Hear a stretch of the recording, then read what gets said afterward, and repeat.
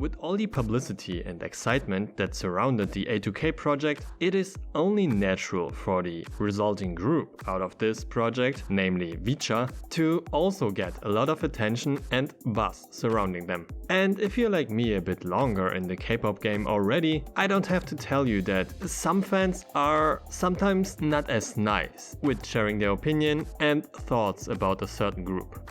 And of course, a group like VCha can't be protected from these comments neither. And this was basically enough for me to say, hey, I like VCha, and I definitely disagree with some of these comments or sometimes ridiculous criticism towards the girls and the group. So yeah, let's talk about some of the biggest that I have found, and let's see if they are really relevant in any way or just some form of hate. One of the biggest and most often complaints that I found was that Candle isn't as talented as they try to depict her, and it should have been Christina who had joined the group as the last member instead of Candle or Gina. And that's the point where I have to disagree right away. In my opinion, Candle is lurking with talent and has so much potential. And this description doesn't exclusively fit only for her. Every single girl of this project is very talented and has different charms and skills to them that makes them really valuable for a group. But as we already know, not every girl could make the cut. So instead of complaining what girl didn't make it, we should be rooting for the girls that did make it and achieved one of their biggest dreams or goals in life. Because these girls worked hard as well and are deserving it as well.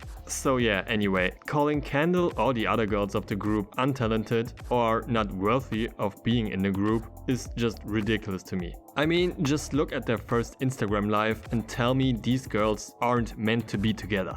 Moving on to another point of critique that is maybe not as big or came up as often, but is still as ridiculous as the other point. Namely, calling Savannah and the other girls overweighted and not skinny enough. Really, at this point, it's not even funny anymore. We're talking about the health of underaged girls that, in the eyes of some fans, I guess, need to fit into a standard that is, in my opinion, ridiculous to begin with. And I don't want to discredit the Korean culture or the people living this lifestyle. All I'm saying is that I hope that fans and the industry see these extremely unhealthy standards for body weight and body shapes with K-pop idols as a point to change in the future. I can only hope that the Western influence in this group is leading for them to not have some extreme diet or other harsh rules for what they can eat and what not. Because when it comes to Savannah as example, gymnasts need muscles to do all of these tricks. What do you think are they supposed to look like? So in contrast to these 2 points that I completely disagree with, I have 2 other points I want to discuss where I think partly the people complaining about these points are right and on other parts they're wrong. So let's talk about the complaints regarding the name VCha. As I've read myself in several different comments under one of my other videos, it seems to be that VCha can be translated in other languages to a really nasty word.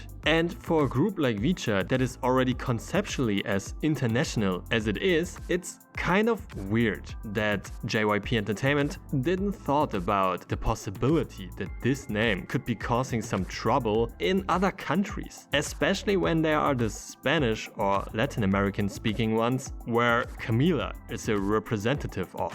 And the fact that this name, VCha, is a Korean word to begin with for a more Western-orientated group is also a really weird choice. Don't get me wrong, I already got kind of used to the name, and the hand sign at the start of their introducing themselves is also quite cute, but overall, a really Western or English name would have made more sense. But I guess VCha is kind of unique and at least people are talking about it, and that's also kind of a good publicity, right? And as the last point for today, I picked the often brought up point that Kaylee is just too young for this group and too young to debut. And this is a point where I definitely have to agree with. Because with 16 or 17 years as the other girls are, it's kind of okay to endure all of this work, but as a 13 years old girl, don't get me wrong, Kaylee has some great work ethic and is talented and smart without question. But still, it results in some mixed feelings. Because at this point you can ask yourself, what is the limit for being an idol when a 13 years old girl can do it? Are we gonna see like 10-year-old girls debuting?